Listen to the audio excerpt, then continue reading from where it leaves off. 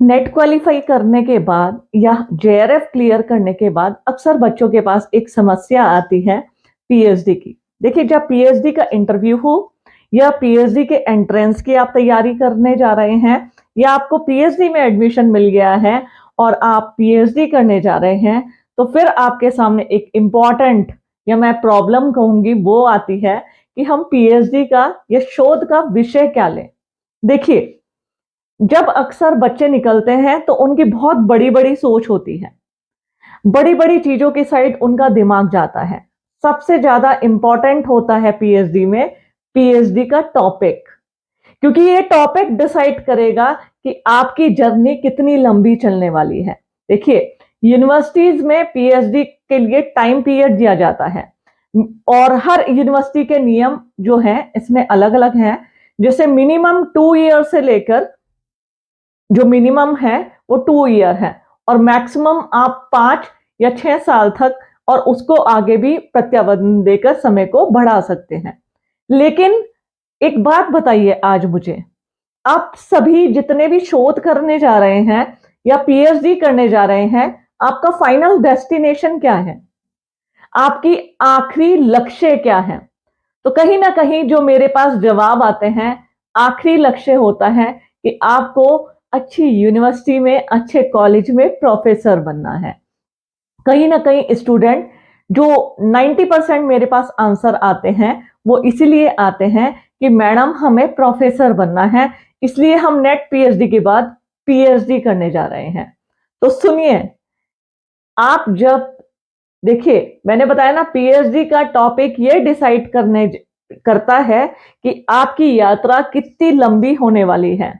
बहुत ऊंची ऊंची सोच, बहुत बड़ी बड़ी सोच, मैं ये नहीं कहती ये गलत है, बिल्कुल गलत नहीं है।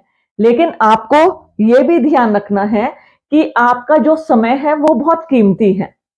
फिर आपको पीएचडी करने से पहले या ये जर्नी स्टार्ट करने से पहले ये डिसाइड करना है कि हमें समय से अपनी पूरी पीएचडी का काम पूरा करना होगा।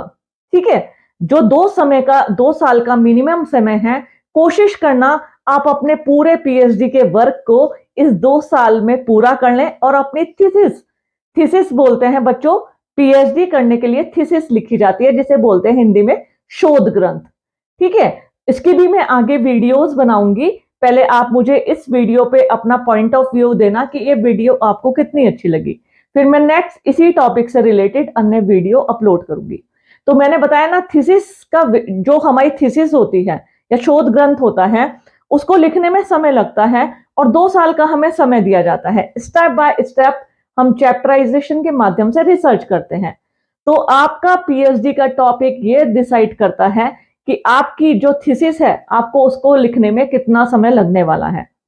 आप कहोगे मैडम अभी तो हमने जर्नी स्टार्ट भी नहीं की, हम कैसे बता दें कि कितना समय लगने वाला है? हाँ, बिल्कुल सही बात, मैंने मान लिया आपने रिसर्च शुरू भी नहीं किया और आप पहले से नहीं बता सकते। एक बात याद रखना, यदि आपने कहीं की यात्रा नहीं की है और आपको पता नहीं है वो यात्रा कितने समय में पूरी हो जाएगी, तो उसके लिए सबसे ज्यादा जरूरी होता है जिस व्यक्ति ने वो यात्रा कर ली है, आप कहीं ना कहीं उससे उसका अनुभव जरूर पूछें कि आपको यात्रा करने में क्या कठिनाई आई, कितना समय लगा या कितनी समय की बचत हुई, क्या आपने कोई गलती की है, क्या उन गलतियों को से आपने कुछ सीख ली है? तो कहने का मतलब यही है, पीएचडी भी एक यात्रा है। कहीं ना कहीं अगर आपको मार्गदर्शक अच्छे मिल जाते हैं तो वो यात्रा बहुत सुगम हो जाती है, बहुत सरल हो जाती है, बहुत सहज हो जाती है। लेकिन अगर आपका मार्गदर्शन या नेतृत्व अच्छा नहीं है, वो यात्रा आपकी बहुत कठिन हो जाती है। और मैंने कई बार ऐसे स्टूडेंट देखे हैं, या तो वो अपनी पीएचडी कंप्लीट नहीं कर पाते या फिर बीच में ही छोड़ जाते हैं या फिर वो कई बार गाइड चेंज करते हैं, टॉपिक चेंज करते हैं।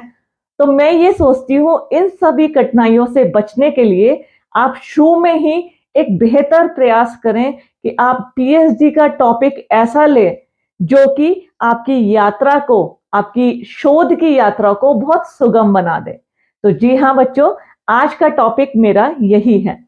सबसे पहले आप विशेषज्ञों से अनुभव जरूर ग्रहण करें। सबसे पहले टॉपिक चुनने से भी पहले, ठीक है। मैं आपको एक छोटी सी बात से बताती हूं। मेरे बहुत सारे स्टूडेंट, रिसर्च स्कॉलर अक्सर कई बार जैसे मुझसे अपने बहुत अटैच हैं स्टूडेंट मुझसे, तो वो मुझे बताते हैं मैडम हम इस विषय पे टॉपिक पे पीएचडी करने जा रहे हैं, या हम ये टॉपिक ले रहे हैं। किन्हीं बच्चों ने तो प्रोस्टिट्यूट पे, ठीक है, ड्रग्स एडिक्शन पे, या कई बार जो साइबर क्राइम्स है मैडम, हाँ बड़ी, जब मैं सुनती थी बच्चों की बातें, देखो अच्छा लगता है। मैं माँ होने के नाते जैसे मेरा कोई बच्चा, मेरा बेटा मुझसे कुछ कहता है तो मैं सहजता से सुनती हूँ, लेकिन फिर मैं उसकी कमियों को, नकारात्मक और सकारात्मक दृष्टिकोण, जो पॉजिटिव और नेगेटिव पर्सपेक्टिव है, उससे भी उसको आगाह करती हूँ कि बेटा रास्ते में ये कठिनाई आएगी, ऐसा ना हो फिर तुम जर्नी छोड़कर वापस आ जाओ। कहने में बहुत अच्छा लगता है। टीवी पिक्चर्स में हम अक्सर देखते हैं खूंखार आतंकवादियों पे रिसर्च हो रहे हैं, बहुत सारे प्रोस्टिट्यूट पे या इस तरह से ड्रग्स एडिक्शन पे बहुत सारे रिसर्च हो रहे हैं, लेकिन सुनने में अच्छा लगता है। लेकिन जब हम करने जाते हैं तो हमें नंबर ऑफ प्रॉब्लम फेस करनी पड़ती है। तो इस चीज से बचिए। पीएचडी का टॉपिक लेते समय सबसे पहले विशेषज्ञों से जरूर परामर्श लें। देखिए मैंने बताया ना, जो जिस रास्ते से गुजर चुका है वो आपको एक अच्छी सलाह जरूर दे सकता है। और मैं आज ऐसे नंबर ऑफ प्रोफेसर्स को जानती हूं जो अपने बच्चों को बहुत अच्छे से गाइड करते हैं, जो वो बताते हैं कि ये वाला टॉपिक लीजिए। बहुत सारे गाइड ऐसे हैं, बहुत सारे टीचर्स, प्रोफेसर्स ऐसे हैं जो हमेशा बच्चों की मदद करते हैं। तो ऐसे सबसे पहली बात, हीरे की तलाश करिए, ऐसे प्रोफेसर की तलाश करिए, या ऐसे विषय विशेषज्ञ की तलाश करिए जिसको रिसर्च का अनुभव हो, जिसको शोध का अनुभव हो। शोध किसे कहते हैं? शोध की बारीकियों का ज्ञान हो। तो अपने सबसे पहले देखिए, रिसर्च करने से पहले आप शोध करिए गाइड पर, ऐसे अनुभवी लोगों को के ऊपर जिनके पास बहुत सारा शोध से संबंधित ज्ञान का खजाना हो सकता है। तो मेरा मानना है आप उन लोगों के संपर्क में जाइए, ठीक है। साथ ही साथ विषय या समस्या का चुनाव करते समय आपको प्रेजेंट रेलेवेंस देखना है कि उसकी वर्तमान में क्या प्रासंगिकता है। जैसे मैंने अभी तुम्हें बताया, बहुत से लोग क्राइम्स के ऊपर वो नहीं, ऐसी चीज देखो जिसकी वर्तमान में प्रासंगिकता है, जो वर्तमान में प्रासंगिक है, कैसा ज्वलंत मुद्दा जिसे कहते हैं। जैसे मैं समाजशास्त्र की प्रोफेसर हूं, तो अक्सर मैं बच्चों से कहती हूं ऐसे टॉपिक से बचिए जिन टॉपिक्स पर आपको मैटर नहीं मिलेगा, लोगों से बहुत सारे डेटाज नहीं मिलने वाले, सरकार को ढूंढने में तुम्हें साइट्स पर सालों लग जाएंगे। तो ऐसे टॉपिक से बचिए। टॉपिक ऐसा लीजिए, सबसे पहली बात, जो वर्तमान में प्रासंगिक हो, वर्तमान में रेलेवेंट हो। आप कहोगे मैडम वर्तमान में प्रासंगिक वो कैसे? उसको भी मैं बताती हूं। देखिए आज ऐसे मुद्दे हैं जैसे किसानों के ऊपर, महिलाओं के ऊपर, बच्चों के ऊपर, उनसे चलने वाली योजनाओं के ऊपर। हमारी सरकार ने बहुत सारी योजनाएं चलाई हैं, उनका मूल्यांकन करिए। साथ ही साथ देखिए कौन सा वर्ग ऐसा है जो इनसे वंचित रह गया हो, या ऐसे लोग जो जैसे हमारी शेड्यूल्ड ट्राइब्स हैं, शेड्यूल्ड ट्राइब पे भी आप अच्छा रिसर्च कर सकते हैं, ठीक है। बहुत साथ ही साथ आज जो प्रेजेंट टाइम है वो कहीं ना कहीं आध्यात्मिकता के ऊपर चल रहा है। हम वापस लौटकर अपनी पुरानी संस्कृति के ऊपर आ रहे हैं। ये बहुत अच्छे मुद्दे हो सकते हैं जो हम बात करते हैं ना रिवर्स फ्लो की, जैसे हम रिवर्स फ्लो कहते हैं, उल्टा बहना। आज हम देख रहे हैं जब से ये पैंडेमिक पीरियड आया था कोविड का, तो बहुत सारी समस्याएं भी सामने आई थी। तो उस समस्याओं से लोगों ने बचने के लिए आयुर्वेद को अपनाया, इसी तरीके से ऑर्गेनिक फूड्स को अपनाया। आज सरकार ऑर्गेनिक फूड्स को बढ़ावा दे रही है गांव गांव। और इवन आज मैं टिहरी में हूं, तो टिहरी में लोग कहीं ना कहीं आज भी परंपरागत रूप से खेती से जुड़े हुए हैं। उस ऑर्गेनिक फार्म जो होते हैं, किसान होते हैं, उनकी खेती होती है, उसके ऊपर रिसर्च करने की आवश्यकता है। उन लोगों के ऊपर रिसर्च करने की आवश्यकता है कि जिन्होंने इस क्षेत्र में इतना योगदान दिया है कि आज, जैसे हम कहते हैं ना, बहुत से लोग कहते हैं कि सिर्फ नौकरी ही सब कुछ नहीं है।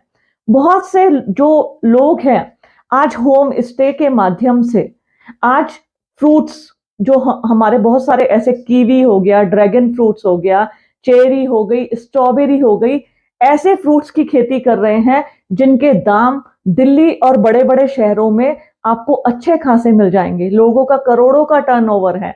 तो इन चीजों को उजागर करके सामने लाइए। देखिए, हमेशा बहुत गहनता से सोचिए। जिस विषय में संभावना हो उस विषय के ऊपर सोचिए कि आपको इस विषय में ज्यादा संभावना मिलने वाली है। साथ ही साथ ट्राइब्स के बारे में, ट्राइब्स की कल्चर के बारे में, कौन सी कल्चर वापस लौट के आ रही है, संस्कृति के उन पक्षों को झांक कर देखिए और उन सभी मुद्दों को जो वर्तमान में इन सबको मिटा रहे हैं, इन सबको पछाड़ रहे हैं। तो ये सब ज्वलंत मुद्दे हैं। विषय की प्रासंगिकता पे आप जरूर ध्यान रखिएगा। सबसे पहले विशेषज्ञों के ऊपर कि आपके पास बहुत ज्यादा अनुभवी विशेषज्ञों का साथ हो। ऐसे लोगों को सर्च करिए जिनसे आप अनुभव ले सकें, यात्रा को सीख सकें। दूसरा, विषय की प्रासंगिकता को वर्तमान में देखिए कि विषय कितना प्रासंगिक है। तीसरा, मैं कहूंगी रिव्यू ऑफ लिटरेचर, हिंदी में बोलते हैं इसको संबंधित साहित्य की समीक्षा। देखिए, रिव्यू ऑफ लिटरेचर क्या होता है बच्चों? जब हम किसी टॉपिक के ऊपर रिसर्च कर रहे हैं, फॉर एग्जाम्पल आप सहकारी समितियों के ऊपर, पर्वतीय महिलाओं के ऊपर या पर्वतीय कृषकों के ऊपर रिसर्च करने जा रहे हैं, इवन आप किसी शेड्यूल्ड ट्राइब के ऊपर रिसर्च करने जा रहे हैं, तो रिव्यू ऑफ लिटरेचर बोलते हैं बच्चों कि इस विषय पर कितने रिसर्च हो चुके हैं। आपको जब चैप्टराइजेशन करते हैं, जब आप थीसिस लिखने जाएंगे, तो आपको संबंधित साहित्य का अध्ययन करना पड़ेगा कि इन विषयों पर कितने लोगों ने अध्ययन किया, कहां कहां किया, कैसे किया, क्या कोई कठिनाई आई थी, इन सब को की बारीकियों को जानना है। तो जितना रिव्यू ऑफ लिटरेचर मिलेगा उतना ही आपका रिसर्च हेल्दी बनेगा। तो मेरी बात ध्यान रखिएगा, रिव्यू ऑफ लिटरेचर बहुत इंपॉर्टेंट होता है। आपके इसके लिए आपको बहुत सारी किताबें पढ़नी पड़ेगी, बहुत सारे लोगों के अनुभवों को देखना पड़ेगा, बहुत सारे क्षेत्रों में जाकर लोगों से मिलना पड़ेगा। तो जिस उस पर सरकारी, जैसे बहुत सारी सरकारी योजनाएं हैं, सरकारी आंकड़ों का प्रयोग करना पड़ेगा। तो रिव्यू ऑफ लिटरेचर भी बहुत महत्वपूर्ण है। एक मेरी टिप्स हमारे रिसर्च स्कॉलर से ये है, जब भी आप पीएचडी करने जाएं उससे पहले आप रिसर्च पेपर लिखना सीख लें, जिसे हम शोध पत्र बोलते हैं। रिसर्च पेपर पीएचडी का बहुत छोटा रूप होता है। फॉर एग्जाम्पल, जैसे हम कई बार देखते हैं कि बड़ी फिल्में होती हैं, 3 घंटे की होती हैं, लेकिन उसका ट्रेलर जो होता है कुछ ही सेकंड का होता है। अनायास ही आप आभास कर लेते हैं जो पिक्चर होगी वो कितनी अच्छी होगी, क्योंकि उसके ट्रेलर से आपको उसके कैरेक्टर, सब चीज का पता चल जाता है। ठीक है, ऐसे ही शोध पत्र होते हैं, रिसर्च पेपर। जब भी आप रिसर्च करने जा रहे हैं तो आप पहले पता कर लीजिए कि शोध पत्र कैसे लिखते हैं, रिसर्च पेपर। ठीक है, उनमें क्या क्या कंटेंट चाहिए होता है, क्योंकि वो मैंने आपको बताया, आप जितना अच्छे से टॉपिक ढूंढकर रिसर्च पेपर लिखेंगे, आप देखेंगे मुझे क्या कठिनाई आई, इस टॉपिक से रिलेटेड मुझे क्या मैटर नहीं मिल पाया, तो वो आप अपनी पूर्व तैयारी, यानी कई बार कहते हैं ना, जैसे मैं अब देखती हूँ हमारे उत्तराखंड में यात्रा सीजन चल रहा है, केदारनाथ, बद्रीनाथ, यमुनोत्री, गंगोत्री में अथाह पर्यटक आ रहे हैं। तो कई बार हमारी सरकार ने, उत्तराखंड सरकार, उत्तराखंड पुलिस के द्वारा एसओपी जारी किया जा रहा है। क्या एसओपी जारी किया जा रहा है? एसओपी जारी किया जा रहा है कि यात्रा करने से पहले आप सभी देख लें कि आपका स्वास्थ्य कैसा है, आपके पास जरूरी सामान होना जरूरी है, आपने यात्रा का पंजीकरण कराया है या नहीं, यह भी बहुत जरूरी है। फिर अपने स्वास्थ्य को देखते हुए अपने पास सभी आवश्यक चीजों को रखें, आवश्यक जानकारी रखें, और यदि कोई ऐसी परिस्थिति उत्पन्न होती है तो आपके पास खाना या ऐसा पानी या ऐसी चीजें, यदि बरसात का मौसम है तो रेनकोट, छतरी, ये सब होनी चाहिए, है ना। ये सब एसओपी बताई जाती है ना, ये सब आपको पहले से बताया जाता है। तो रिसर्च भी यही इंपॉर्टेंट चीज है। रिसर्च को करने से पहले रिसर्च की पूर्व तैयारी करना, यदि आप शोध पत्र लिखें, रिसर्च पेपर, तो एक तरह से आप रिसर्च की पूर्व तैयारी कर रहे हैं। इसके साथ स्टूडेंट्स, मैं ये कहती हूं, भेड़ चाल में मत जाइए। जहां भेड़ चल रही है, अरे मेरी फ्रेंड जो है वो विमेंस के ऊपर स्टडी कर रही है, ठीक है, मेरी दूसरी फ्रेंड भी महिलाओं के ऊपर अध्ययन कर रही है, तो मैं भी महिलाओं के ऊपर अध्ययन करूंगी। ऐसी भेड़चाल का कभी भी शिकार मत होइए। सबसे पहले अपने इंटरेस्ट को जानिए, आपका इंटरेस्ट किस चीज में है, आपकी रुचि किस टॉपिक में है। जरूरी नहीं है कि आपकी फ्रेंड्स का या अन्य लोगों जो महिलाओं के ऊपर रिसर्च हुए हैं आप उसी में जाए। आप अपना इंटरेस्ट देखिए, आपका संस्कृत कल्चर में, या कई बार आपका बहुत सारी फील्ड हो सकती है रिसर्च की, आपका इंटरेस्ट किस में है। और दूसरी बात, आपके अंदर पेशेंस कितना है, आप कितना, अब मैं देखती हूँ न्यू जनरेशन होती है, वो सोचती है आज ही रिसर्च शुरू करेंगे, कल को फील्ड में जाएंगे, परसों सारा डेटा कलेक्ट कराएंगे। जब उन्हें प्रॉब्लम फेस करनी पड़ती है फिर वो डिमोरलाइज हो जाते हैं, फिर वो इस दुविधा में पड़ जाते हैं, हे भगवान मैंने ये टॉपिक लिया ही क्यों था, मुझे ना इस पे कोई मैटर मिल रहा है, ना लोगों से जानकारी मिल रही है, ना रिव्यू ऑफ लिटरेचर मिल रहा है। तो ऐसी घटनाओं से, घटना क्या, मैं इसे दुर्घटना बोलूंगी, ऐसी दुर्घटनाओं से बचिए। या इन परेशानियों से बचने के लिए सबसे ज्यादा होता है अपने अंदर पेशेंस रखिए। देखिए पेशेंस तो मैं तो कहती हूँ सब चीज की दवा है, हर कंपटीशन की दवा है, हर चीज की दवा है पेशेंस। जब आप अपनी रुचि के अकॉर्डिंग, इंटरेस्ट के अकॉर्डिंग टॉपिक का सिलेक्शन करेंगे, फिर आप अपने अंदर धैर्य जब अपनाएंगे तो उससे क्या होगा, काम अच्छा होगा, ठीक है। जल्दबाजी कभी मत करिएगा। रिसर्च में जल्दी का तो नाम का तो वर्ड कहीं लिखा ही नहीं है। रिसर्च की डिक्शनरी में जो जल्दी है ये कहीं भी नहीं मिलेगा, क्योंकि धैर्य बहुत जरूरी है, पेशेंस बहुत जरूरी है रिसर्च में। अपने रिसर्च को इतना रेलेवेंट बनाइए। पहले रिसर्च के लिए बहुत अच्छी सी एक स्ट्रेटेजी तैयार करिए।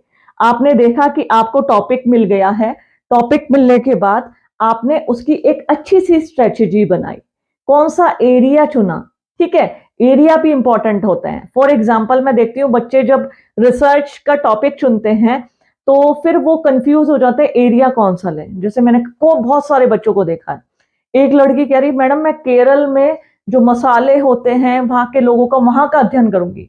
फिर मैंने उस बच्चे को समझाया बेटा केरल बहुत दूर है, ट्रांसपोर्टेशन, सबसे पहले ट्रांसपोर्टेशन बहुत महंगा है, आपका समय खर्च होगा, धन खर्च होगा, तो इन सब से बचिए। ऐसा टॉपिक मत लीजिए कि आप केरल जा रहे हैं, जम्मू कश्मीर जा रहे हैं, हिमाचल जा रहे हैं, नहीं। आप, मैंने क्या कहा था, देखो करने को तो रिसर्च आप बहुत कर सकते हैं, लेकिन वो रिसर्च करना कब होगा जब आपके हाथ में पैसे होंगे। रिसर्च हम कितनी ही फील्ड में कर सकते हैं, मैं आपको डिमोरलाइज नहीं कर रही हूं बिल्कुल भी, लेकिन मैं शोध की बिल्कुल वास्तविकता से परिचय करा रही हूं आपको। आपका अंतिम लक्ष्य है कि आप कमीशन के लिए एलिजिबल हो जाएं, आप प्रोफेसर के लिए फॉर्म डाल सकें, आप यूनिवर्सिटी में, आप अच्छे कॉलेज में असिस्टेंट प्रोफेसर बन सकें, या जो बन चुके हैं वो करते हैं, या बहुत से लोग जो वास्तविक जेन्युइन रिसर्च, जिनके अंदर जुनून होता है, जो सोचते हैं हम घर त्याग देंगे, उनके लिए तो ये सब ठीक लगता है कि वो कश्मीर चले जाएं, हिमाचल चले जाएं, केरल चले जाएं। लेकिन आप कोशिश करके सबसे पहले जो रिसर्च का एरिया है वो अपने आसपास का एरिया ढूंढिए, इतना ढूंढिए कि जो आपकी पहुंच में हो, आप इजिली एक दिन में जाएं, वापस आ सके या रुक भी सके। ऐसा ना ढूंढे कि जिसमें जाने में आपको 2-3 दिन का समय लग जाएगा। ऐसे रिसर्च एरिया को अवॉइड कीजिए, क्योंकि ये भी आपकी शोध की जर्नी में इंपॉर्टेंट रोल अदा करता है, महत्वपूर्ण भूमिका अदा करता है। शोध में कितना समय लगने वाला है वो आपका रिसर्च एरिया भी डिसाइड करता है। तो ऐसे एरिया का सिलेक्ट करिए जो आपके घर के पास हो, या फिर जरूरी नहीं है घर के पास हो, जो आपके इजी टू अप्रोच, जहां आपको लोग जानते हो, जहां आपका रहने का ठिकाना हो। वो इसलिए बता रही हूं इससे आप अनेक समस्याओं से बच सकते हैं। खास तौर पर हमारी हमारी जो फीमेल स्टूडेंट है, उनको कई बार प्रॉब्लम आती है कि पेरेंट्स भेज नहीं रहे हैं, रात को रुकने की परमिशन नहीं दे रहे हैं, तो इसको पहले से ही सोच लीजिए। तो एक अच्छी सी स्ट्रैटेजी, आपकी कार्य योजना आपको सफलता की ऊंचाइयों तक पहुंचा सकती है और आपके नाम के आगे डॉक्टर लगा सकती है। तो उसके लिए इंपॉर्टेंट है आपके पास एक बहुत अच्छी सी स्ट्रेटजी हो। स्ट्रेटजी के साथ साथ आपके पास बहुत अच्छा स्टडी मटेरियल भी होना चाहिए। देखिए, आजकल बहुत सारे शोध गंगा, शोध सिंधु बहुत सारे हैं। प्लैगरिज्म से बचिए, टीपने से बचिए। मैं तो कहती हूं असली रिसर्च वही होता है जिसमें आप अपने से सारा अच्छे से काम कर पाए। कई बार बच्चे क्या होता है, शोध सिंधु, शोध प्रज्ञा, किसी की थीसिस वहां से देख लेंगे। ऐसा मत करिए, इन सब चीजों को अवॉइड करिए। यदि आपको अपने अंदर वास्तव में रिसर्च के स्किल्स लाने हैं तो इसके लिए आपको प्लैगरिज्म से बचना होगा।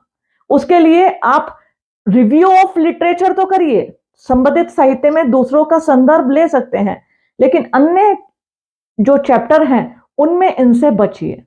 मोस्टली डेटा कलेक्शन और या जितने भी फील्ड वर्क होते हैं, जो फील्ड वर्क के बेसिस रिसर्च होते हैं, मैं उनको हेल्दी रिसर्च मानती हूं।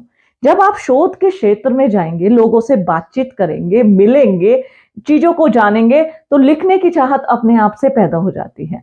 तो मेरा स्टूडेंट से यही अनुरोध है कि अपने अंदर रिसर्च के स्किल्स को पैदा करिए, दूसरों की देखम देख मत जाइए। तो शोध का विषय ऐसा लीजिए जो वर्तमान में प्रासंगिक हो, जिसके ऊपर हमें बहुत सारे रिसर्च मिल सके, किसी का अनुभव ले सके। बहुत सारे विशेषज्ञों से पूछिए वो कौन से टॉपिक की सलाह देते हैं, और साथ ही साथ वर्तमान में उसकी क्या प्रासंगिकता है। और सबसे इंपॉर्टेंट पॉइंट, आपके इंटरेस्ट के अनुसार आप कितना लिख सकते हैं। देखिए, लिखना, मैं हर बार कहती हूं, लिखना एक कला है। राइटिंग स्किल्स, यदि आप पीएचडी करने जा रहे हैं तो राइटिंग स्किल इज मस्ट। सबसे ज्यादा जरूरी है आपके लिखने के कौशल की। यदि आपके अंदर ये कौशल नहीं है तो आपको बहुत सारी प्रॉब्लम्स आने वाली है। अब आप कहोगे मैडम हम सोच तो बहुत लेते हैं, सोचते समय तो हमारे पास इतना मैटर होता है, लेकिन जब लिखने बैठते हैं तब हमसे लिखा नहीं जाता। तो यहां मैं आपको कुछ टिप्स देना चाहूंगी। जैसे मैं यहां एक बात बताना चाहूंगी, भारत, ठीक है, भारत एक शब्द है, सबको अच्छे से पता होगा। इस भारत में मैं कहूंगी बच्चों, इस भारत पे आप एक पैराग्राफ लिखिए। भारत से कौन परिचित नहीं है? भारत हमारा देश है, हमारी भावनाएं, हमारा जुड़ाव बहुत अधिक है भारत से। तो हम एक पैराग्राफ लिख सकते हैं। फिर मैं कहता हूं एक ऐसे लिखिए, तो कई लोग बड़े आराम से ऐसे लिख सकते हैं। तो ये जो भारत शब्द है, इस पे आप एक लाइन भी लिख सकते हैं, एक पैराग्राफ भी लिख सकते हैं, एक पूरी किताब भी लिख सकते हैं, पूरा ग्रंथ भी लिख सकते हैं। अथाह लिखने को है। आज ही आप जैसे मैंने एक वो देखी थी, 12th फेल फिल्म, मुझे बहुत अच्छी लगी। और तुमसे वो यहाँ डिस्कस क्यों कर रही हूँ, क्योंकि कहीं ना कहीं मैं कंपटीशन की प्रिपरेशन भी कराती हूँ। मेरे बच्चे एग्जामिनेशन के लिए भी इंपॉर्टेंट वो टिप्स पूछते हैं। सिविल में लिखने वाले बच्चे अक्सर पूछते हैं मैडम सिविल में मेंस में नंबर कम आते हैं। या फिर मेरे रिसर्च स्टूडेंट जो हमें कहते हैं कि मैडम पीएचडी में नंबर, मतलब राइटिंग लिख नहीं पाते। तो मैं तुमसे कहूंगी, उस पिक्चर में भी था, यही स्किल इंपॉर्टेंट होता है। इस स्किल को अपने अंदर को उभार के लाइए। वो कैसे ला सकते हैं? आप लेटर लिखिए, जैसे आप चैट पे मैसेज किसी को लिखते हैं, अपनी भावनाओं को पन्नों में लिखने की कोशिश करिए, ठीक है। आप अपनी माँ के बारे में लिखिए, आप अपनी माँ को कितना प्यार करते हैं, बचपन से लेकर अब तक आपने अपनी माँ से क्या सीखा, इसको लिखना सीखिए, ठीक है। फिर यदि आप किसी को पसंद करते हैं, नो मैटर वो आपकी फ्रेंड हो, कोई गर्लफ्रेंड हो, उसके बारे में लिखिए, क्या आपकी भावनाएं हैं। तो कहीं ना कहीं अपनी भावनाओं को कलम के माध्यम से लिखना सीखिए। जब आप भारत है या अपने स्टेट उत्तराखंड के बारे में या अपने गढ़वाल के बारे में लिख के देखिए कि आप उसको कितना, जब हम किसी को जितना प्यार करते हैं ना, उसके लिए भावनाएं हमारे अंदर पैदा हो जाती हैं और हमारे लिए लिखने का मैटर मिल जाता है। मैं यहाँ उन सभी बच्चों से बोलूंगी, सभी स्टूडेंट से, उन चीजों से बचिए जो आप रट के लिखते हैं। कभी भी ऐसा मत करना, कोशिश करो समझ के लिखो। मैं अपने क्लास में बैठने वाले हर स्टूडेंट को सबसे पहले यही बोलती हूं, रटना छोड़ दो। रटना छोड़ दोगे तो आपके पास लिखने के लिए अथाह संसार है, और यदि आप रटोगे तो लिखने के लिए आपके पास चंद पन्ने हैं, जिसकी चंद लाइनें भूलते ही साथ वो पन्ने ब्लैंक हो जाते हैं। तो अपने अंदर के राइटिंग स्किल्स को जगाइए, लिखने की क्षमता का विकास करिए। और ये लिखने की क्षमता मात्र शोध में नहीं, बड़े बड़े कंपटीशन में आपको सफलता दिला सकती है। आज जो मैं इस मंच के माध्यम से बोल रही हूं, मैंने कहीं देखा नहीं है, मैंने कहीं लिख के नहीं रखा है, लेकिन हाँ, मैं अपने भावनाओं को जब मैं देखो, मैंने भी सिविल के एग्जाम दिए थे। जब मैंने मेरे मेंस की परीक्षा देती थी तो कई बार मेरा सिलेक्शन रुक जाता था, तो मैंने सोचा मेरे मेंस में नंबर कम आते हैं। तब मेरे sir doctor TR. Singh sir ने मुझे बताया कि तनु बेटा, तुम लिखने की स्किल चेंज करो, कभी रटना मत। हमारे समय में नेट की परीक्षा भी रिटर्न में होती थी, लिखित वाली आती थी। तो जब सर ने मुझे बताया तो इस चीज को मैंने सहजता से स्वीकार किया।